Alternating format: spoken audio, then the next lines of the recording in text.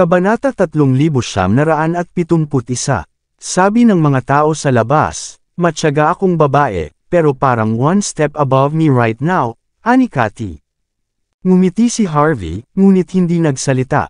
Hindi lang niya masasabing nasanay na siya sa kanyang buhay kasama ang pamilya Zimmer sa nakalipas na 3 taon. "Sige, huwag muna nating pag-usapan si Ellen." Nagsiwalat si Harvey ng nasisiyahang ekspresyon pagkatapos kumain ng ilang kagat mula sa chicken curry.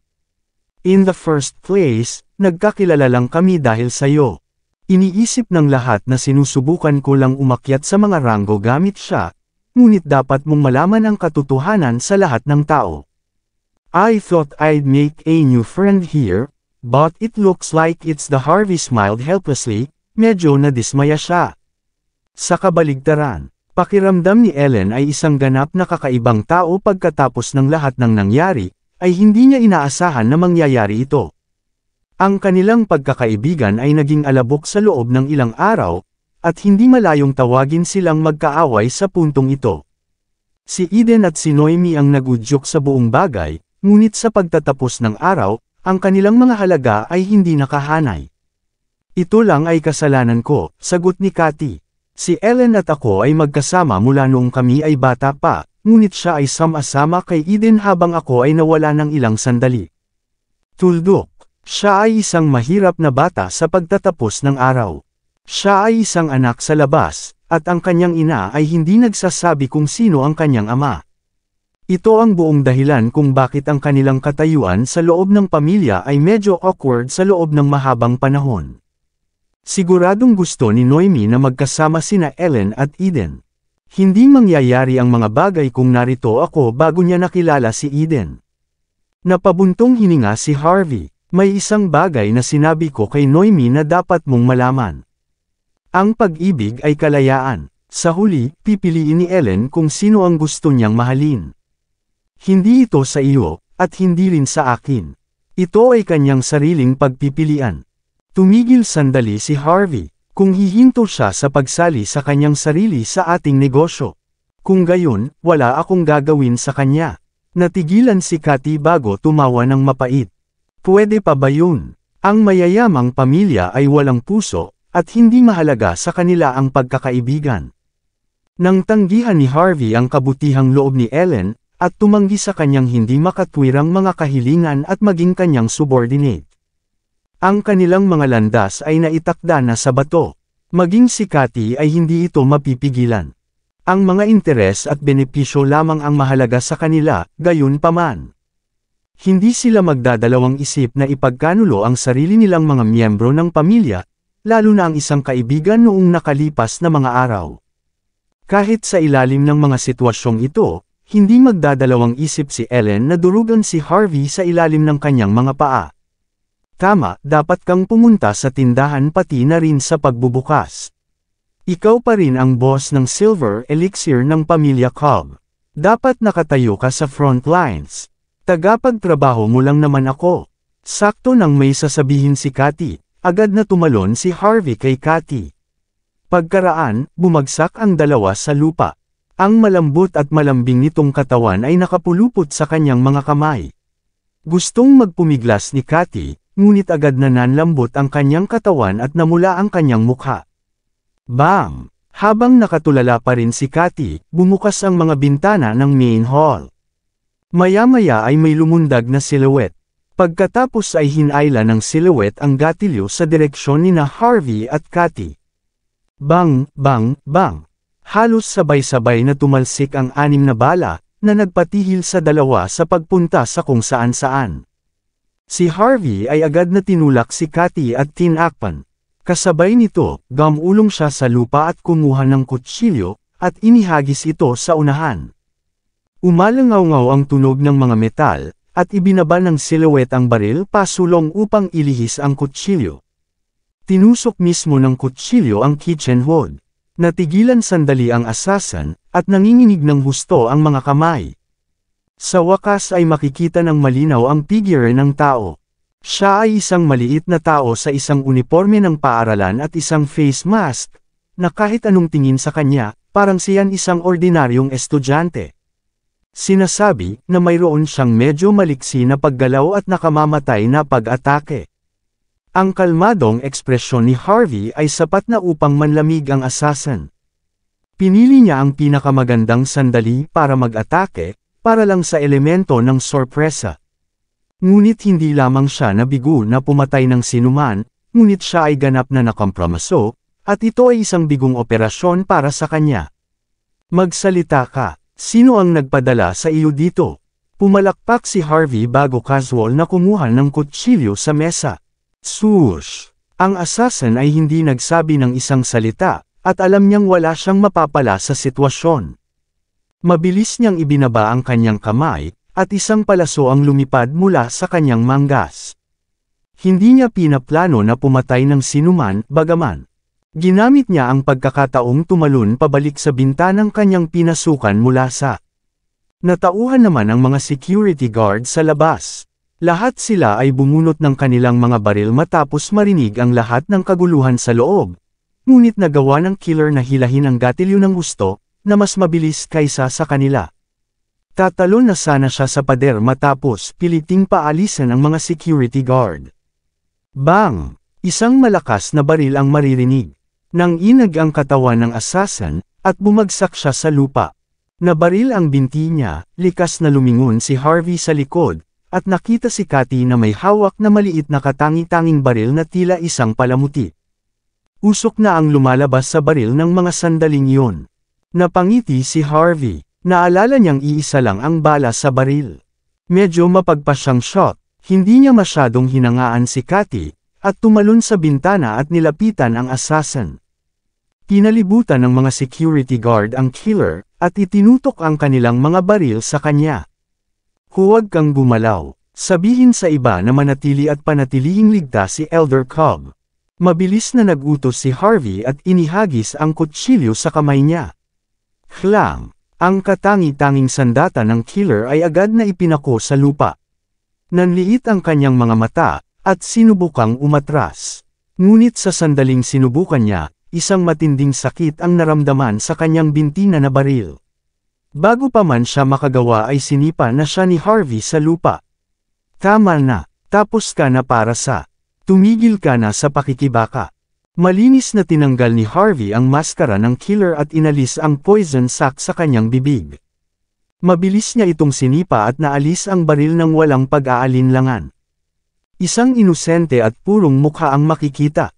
Ang killer ay tila nasa kanyang 20s, at siya ay may magandang mukha. Ngunit ang kanyang tingin ay nagpahayag ng kanyang katigasan ng ulo.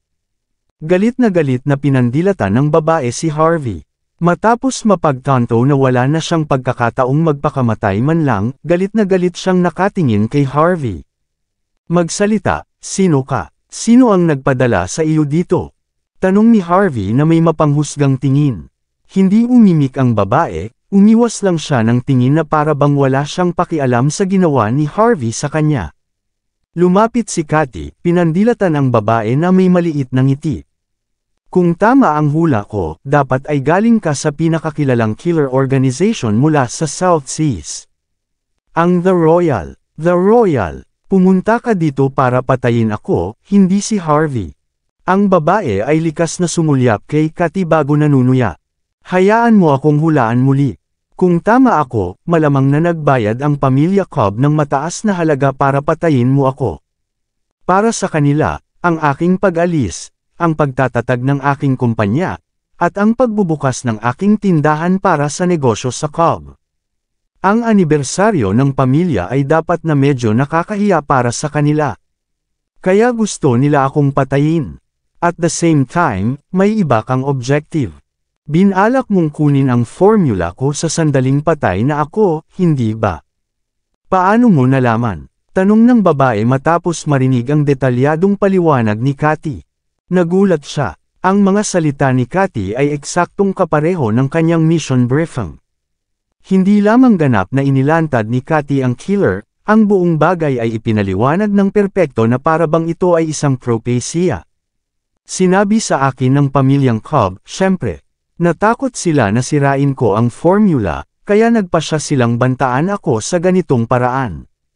Napangiti si Cathy. Sinabi nila sa akin ang eksaktong oras at lugar na papatayin mo ako bilang babala rin.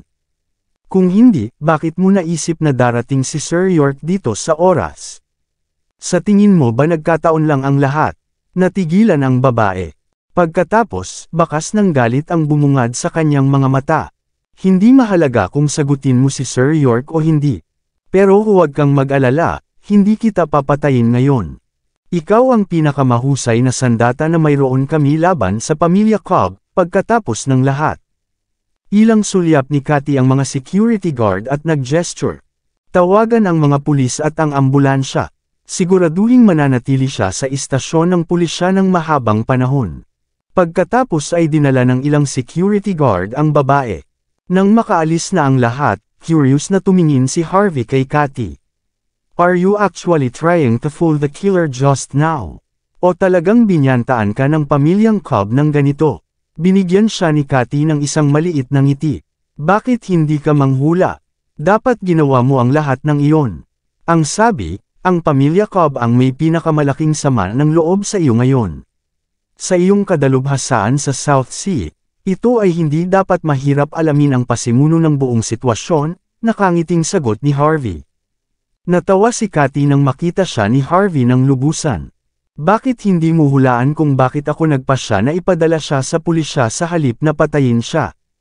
Dalawang dahilan ang ipinadala mo sa kanya sa ospital kasama ang mga pulis, sagot ni Harvey. Number 1, gusto mong malaman ng pamilya Cobb na nabigo ang kanilang plano. Gusto mong magpanik sila. Number 2, gusto mo ang tinatawag na Royal Palace na makipaglaban sa kanila.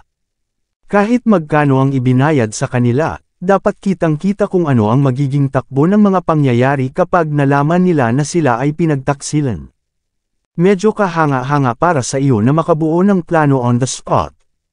2 ibon sa isang bato, gaya ng sinasabi nila. Sabi nga, medyo risky pa ito. Uutusan ko si Julian na magpadala ng ilang eksperto para panatilihin kang ligtas. Tumango si Cathy. Binaliktad niya ang sitwasyon laban sa pamilyang Cobb, ngunit walang nakakaalam kung anong uri ng mga panlilinlang ang kanilang gagawin pagkatapos nito. Kasabay nito, sa looban ng pamilya Cobb. Sa loob ng tahimik na silid ng pagpupulong, si Lola Cobb ay nakaupo sa kanyang upuan, ang kanyang kamay sa kanyang tungkod at ang kanyang mukha ay inaantok. Tingnan mo, biglang nag-vibrate ang phone niya sa lamesa. Binuksan niya ang kanyang mga mata at sinagot ang tawag. Kumusta ang lahat? Tuwang-tuwa si Lola Cobb. Sa wakas patay na ba ang batang iyon? I'm really sorry, Lola Cobb. Nabigo ang taong pinadala natin, sagot ng nasa kabilang linya. Ngunit huwag mag-alala, ang taong iyon ay hindi magsasabi ng kahit isang salita tungkol sa sitwasyon kahit na pagkatapos mahuli ay garantisado. Tiyak na tatapusin natin ang misyon sa pangalawang pagkakataon. Ang sabi, kailangan nating pahabain ang limitasyon sa oras. Lumiit ang mga pilat mata ni Lola Cobb. Pagkatapos, huminga siya ng malalim. Ikaw ang pinakamalaking killer organization sa South Sea, pero hindi mo kayang pumatay ng brat. At ngayon, gusto mong magkaroon ng mas maraming oras. Paano ako magtitiwala sa iyo ngayon? Humalaklak ang nasa kabilang side ng telepono. Huwag kang mag-alala, hindi tayo titigil hanggat hindi natin natatapos ang ating layunin. Papatayin natin ang target kahit anong mangyari. Kahit na tayo ay nahulog sa ating huling tao, lalaban tayo hanggang sa dulo. Sabi nga, alam namin kung bakit kami nabigo sa pagkakataong ito. May isang tao na kasama si Cathy, at mayroon siyang apelyidong York. Nabigo ang aming misyon dahil sa lalaking iyon. York. Harvey York. Nanginginig ang kamay ni Lola Cobb habang hawak ang telepono, at galit na galit siya. Hindi niya akalain na masisira ng marumi ang kanyang mga plano ng ganoon kadali at mapipilitan siya sa isang pasibong posisyon. Bakit hindi na lang siya patayin? Istorbo lang siya sa puntong ito. Napabuntong hininga ang tao. Mayroon kaming impormasyon tungkol kay Mr. York, sa totoo lang, nagulat kami. Kailangan nating magbayad ng malaking halaga para sa pagpatay sa isang katulad niya. Kaya kailangan mong magbayad ng higit pa. Magkano? Tanong ni Lola Cobb na may malamig na tono. Bibigyan kita ng discount. Humalaklak ang tao. 150 milyon bilang deposito. Maraming salamat sa lahat ng sumusubaybay. Please subscribe and follow my YouTube and Facebook channel, Pilipino Novel. Maraming salamat po. Kabanata 3975. Nang inag muli ang kamay ni Lola Cobb. She screamed, "Pinaglalaroan mo ba ako, bastard ka? Gusto mo ng ganoong kalaking deposito para sa isang mapahamak na probinsyano? Pinagtatawanan mo ba ako?" Ayon sa mga patakaran, hindi kami pinapayagang magbigay ng anumang uri ng intel. Iyon ay sinabi, ipapaliwanag namin ang kasalukuyang sitwasyon sa iyo. Ang tunay na pagkakakilanlan ng taong ito ay pambihira. Medyo magaling din siya. Ayon sa aming intel, siya ang nakagawang makuha si Cathy sa isang paborebleng sitwasyon laban sa pamilyang Cobb. Kung hindi siya mamamatay, maaari naming ligtas na ipalagay na ang iyong pamilya ay babagsak ng walang pag-aalinlangan. Anyway, you can decide kung gusto mong bayaran ang pera. Ibababa na ng tao ang telepono. Para sa kanila, ang pamilya Cobb ay isa lamang ordinaryong customer kung tutuusin. Maghintay. Huminga ng malalim si Lola Cobb, may kakaibang tingin sa kanyang mukha. Ako na magbabayad, ngunit kailangan kong tiyakin na ang formula ay nasa aking mga kamay pagkatapos nito. Walang problema, napangiti ang tao, talagang tatapusin natin ang misyon. Kahit na mamamatay ang pamilya mo, tutuparin namin ang aming tungkulin at ibibigay namin sa iyo ang formula. Bastard ka! Galit na ibinaba ni Lola Cobb ang tawag, ang mga salita ng tao ay lubos na kasuklam-suklam, upang sabihin ng hindi bababasa. Kaagad pagkatapos noon, naglabas siya ng bank account sa isang phone app. Ang pera ay ipinadala makalipas ang ilang sandali. Habang naglilipat ng pera si Lola Cobb, katatapos lang maglinis ni Cathy at Harvey bago ang kanyang telepono nag-vibrate. Sinulyapan niya ang kanyang telepono bago ito kinuha. Maya-maya ay narinig ang nag-aalalang boses ni Harper. "Masama ito, Sir York. Narito ang mga tao mula sa Blackburn City Martial Arts Alliance upang sirain ang ating tindahan." "Ganun ba?" Napangiti si Harvey. "Sabihin mo tawagan si Chase. Tanungin mo siya kung maglakas loob siyang gawin iyon." Ilang salita lang ang nagawa ni Harper bago marinig sa telepono ang mga tunog ng sampal. Maya-maya ay narinig ni Harper ang isang umiiyak na boses. "Hindi sila nakikinig sa akin, Sir York. Pupunta ako. Sabihin sa kanila na basagin ang tindahan sa harap ko kung maglakas loob sila." Pagkatapos noon, dinala ni Harvey si Cathy sa tindahan. Habang nasa daan sila, nagpadala ng text si Harper sa kanya na nagsasabing isang taong tinatawag na Arlo Bierstadt ang nangunguna sa marahas na grupo sa tindahan. Isa raw siyang young master na kapareho ng status ni Gale sa Blackburn City Martial Arts Alliance. Siya ay nagkaroon na matagal na ring hinahabol si Valerie. Matapos marinig ang pagrereklamo ni Valerie tungkol kay Harvey, dumating siya para guluhin si Harvey. Pagkatapos ng lahat, hindi lamang sinampal ni Harvey si Eden sa Blackburn City Budokan, ngunit hindi rin niya iginagalang si Noemi, Ellen, and the rest nang magpakita sila sa tindahan. Kahit si Harvey ay hindi naisip na ang organisasyon ay magiging ganito katanga. Hindi nila naiintindihan na hindi siya natatakot kay Chase, lalo na ang ibang mga tao mula sa parehong organisasyon. Safe to say, that this was another person brainwashed by love itself. Si Harvey ay ganap na wala sa anumang galit, nagsimula siyang maawa sa mga taong ito. Ano ba ang nakain nila para gawin silang ganito katanga? Umupo si Cathy Cobb sa tabi ni Harvey York, na nakaunat ng kanyang mga payat na binti ng nakangiti.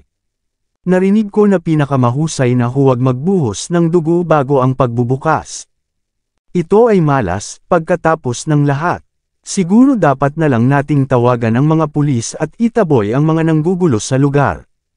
Masama ang loob ni Cathy. Hindi siya interesadong makipag-away pagkatapos ng lahat ng nangyari. "Huwag kang mag-alala. Hindi ko hahayaang mangyari iyon para sa kapakanan ng ating kumpanya." Nagpadala ng text si Harvey habang nagpapakita ng mahinang ngiti. Ang sabi, hindi na kailangang tumawag ng mga pulis. Gustong-gusto ng mga inspector dito ang nightlife. Nakakainis kung abalahin natin sila. Ang mga natitirang mamamayan na tulad natin ay dapat harapin ang sarili nating mga problema. Maya-maya pa ay dumating na ang sasakyan. Kung ikukumpara sa kakisigan ng punong tindahan ng pamilya Cobb, tila mas madilim ang tindahan ni Harvey. Hindi lamang ang ilang mga palatandaan ay ganap na nabasag, ngunit dose-dosenang mga tao na nakasuot ng damit ay nakatayo din sa paligid ng lugar. Isang matangkad na lalaki ang nangunguna sa grupo ng mga tao. Ang kanyang mga kalamnan ay medyo kapansin-pansin at may pamatay na layunin ang tumatagos palabas sa kanya. Nakahubad siya habang umiiling sa harap ni Harper Klein at ng iba pa. Dalhin mo si Harvey dito ngayon din. Sa sampalan kita kung ayaw mo. How dare he beat up people in the Blackburn City Budokan. Tinamaan pa niya si Young Master Cobb sa lahat ng tao. Sino ang nagbigay sa kanya ng lakas ng loob? Kailangan niyang pagbayaran ito.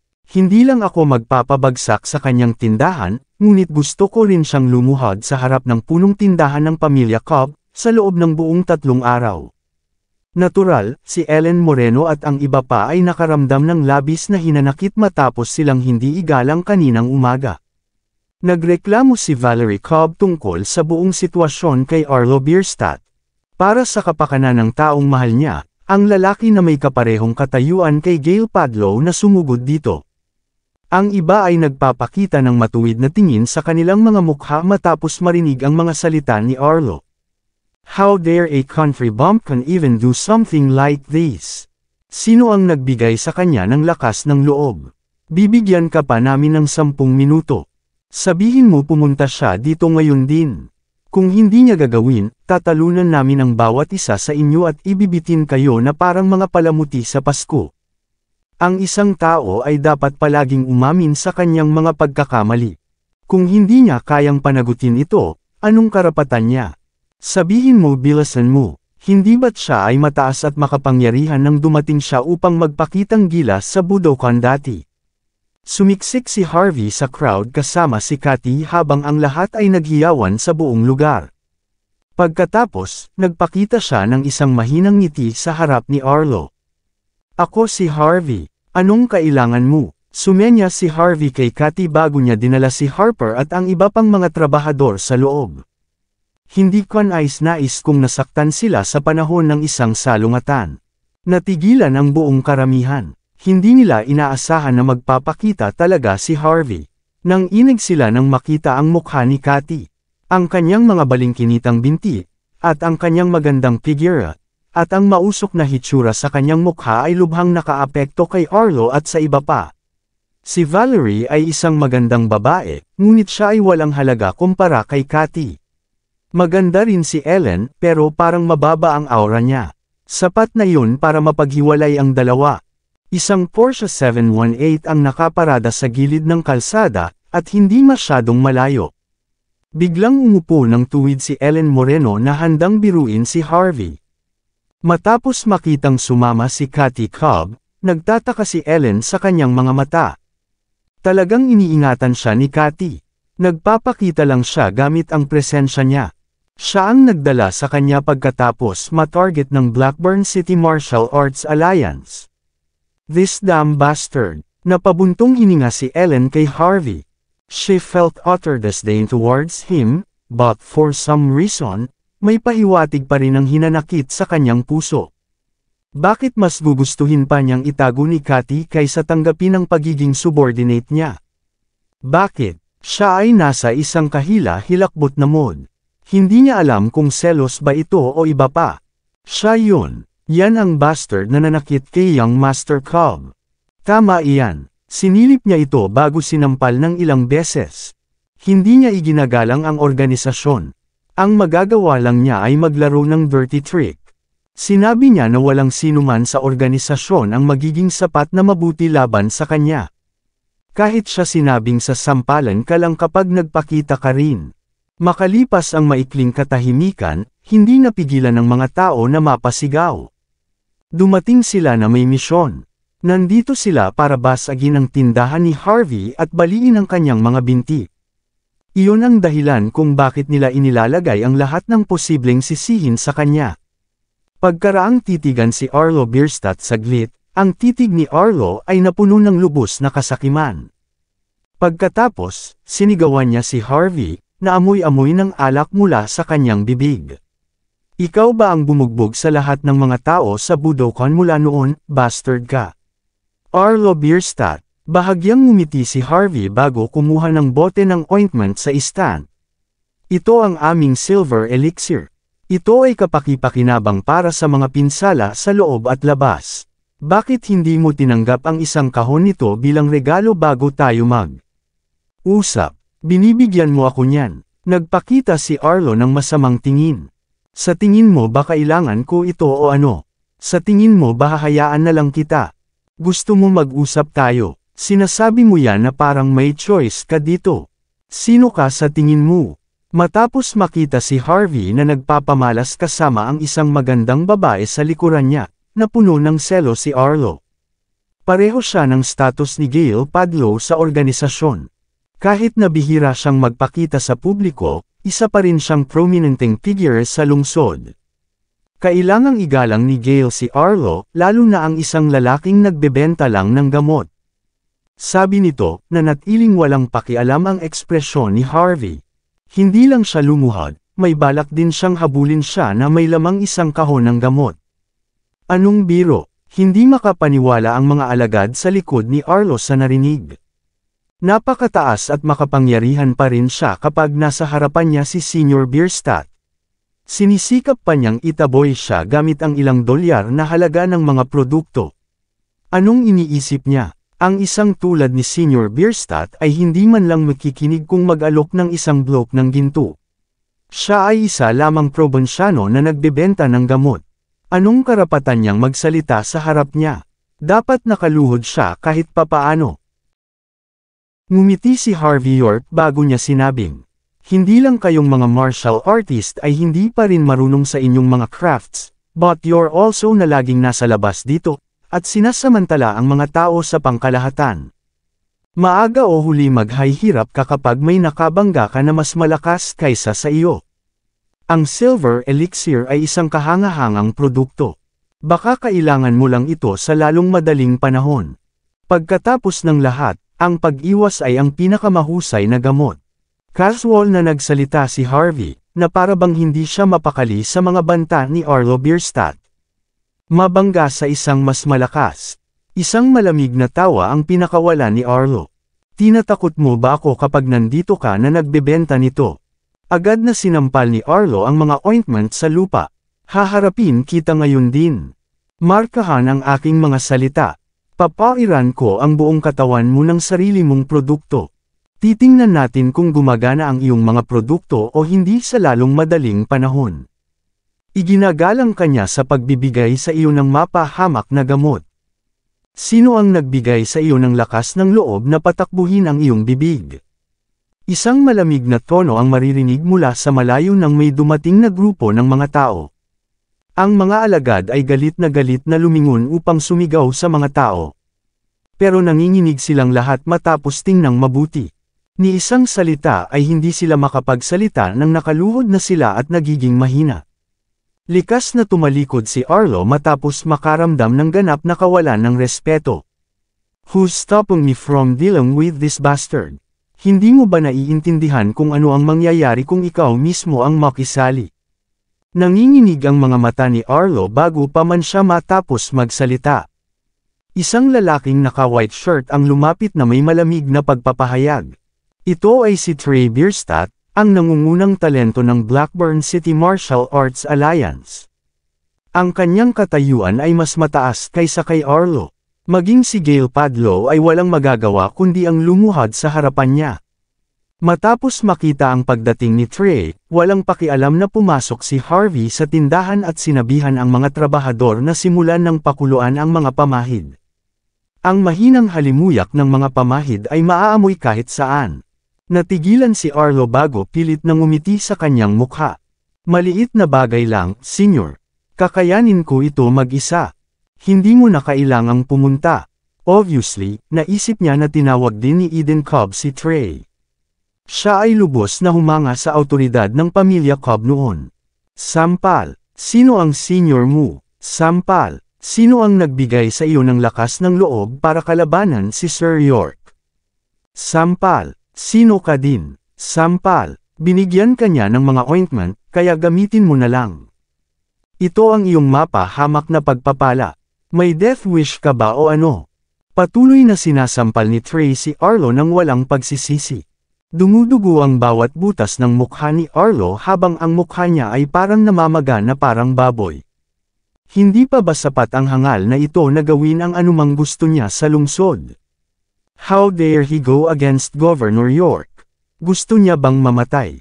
Napilitang humingi ng awa si Gale, nalumpo na si Rhett, at kahit si Chase ay kailangang lumuhad dahil sa naging dahilan ni Sir York sa gulo, pero naglakas loob pa rin siyang magpakita ng ganito. Hindi ba niya alam na may kahihinatnan ang pagpapagalit kay Sir York? Sabi nga, naalala ni Trey na wala siyang pagkakataong mag-perform sa harap ni Harvey noon. Si Arlo talaga ang nagbibigay sa kanya ng pagkakataon. Walang dalawang pag-iisip na puno ng pananabik si Trey bago niya sinimulang sampalan si Arlo ng mas malakas. Hindi maglalakas loob si Arlo na lumaban. Nasilaw siya ng todo sa sobrang tagal niyang masampal. Maya-maya pa ay tinakpan niya ang mukha niya nang walang magawang ekspresyon. Pasensya na, Senyor, hindi ko alam na nakasuporta ka sa kanya. Napabuntong hininga ang mga disipulo matapos marinig ang mga salitang iyon. Hindi nila naisip na magkakaroon si Harvey York ng suporta ni Trey Bierstadt. Ngunit pagkatapos tingnan si Cathy Cobb, maaari rin nilang sabihin kung ano ang nangyari. Malamang ibinenta ng lalaking ito ang kanyang babae para kay Trey. Kung hindi yun ang kaso, bakit ang isang kasing kapangyarihan ni Trey ay magpo-protekta pa kay Harvey? Shut the fuck up! Sa sobrang takot ni Trey ay agad niyang sinipa si Arlo Bierstadt pababa. Wala ako sa harap ni Sir York. Bakit kailangan pa niya ang suporta ko? Baliw ka ba? Tumigil ka na sa pagbubuga ng kalokohan. Kung hindi lang ikaw ang junior ko, pinutol na kita. Matapos sipain si Arlo ng ilang beses, saka kinaladkad ni Trey si Arlo sa harap ni Harvey bago ito pinilit na lumuhad. Lumuhad ka ng maayos at humingi ng tawad. Kung hindi ka niya pinatawad, maghanda ka na mamatay. Ilang beses pang sinampal ni Trey si Arlo bago ito nagpakita ng panghihinayang sa mukha. I'm really sorry, Sir York. Hindi ko siya tinuruan ng maayos. Senyor, ikaw. Nanginginig ang mga mata ni Arlo. Hindi niya talaga maintindihan ang buong sitwasyon. Ngunit kumpara sa matinding sakit sa kanyang mukha, mas nabigla siya sa inasal ni Trey. Isang lalaking nagtitinda lang ng gamot ang nagawang sampalan ni Trey si Arlo at sipain siya sa lupa bago pilitin na lumuhad siya. Anong nangyayari dito? Sabi nga, kahit paano nagawa ni Harvey ang ganito, alam ni Arlo na tapos na siya. Wala siyang karapatang labanan si Harvey sa sandaling ito. Galit na iniba ni Arlo ang kanyang ekspresyon bago siya lumuhad ng tuwid ang kanyang likod. I'm sorry, Sir York. I was being ignorant. Hindi ko dapat kayo pinahirapan. Patawarin mo ako dito. Mangyaring magpanggap na hindi ito nangyari. Napasubsob siya sa lupa, umaasang magiging bukas palad si Harvey para pakawalan siya.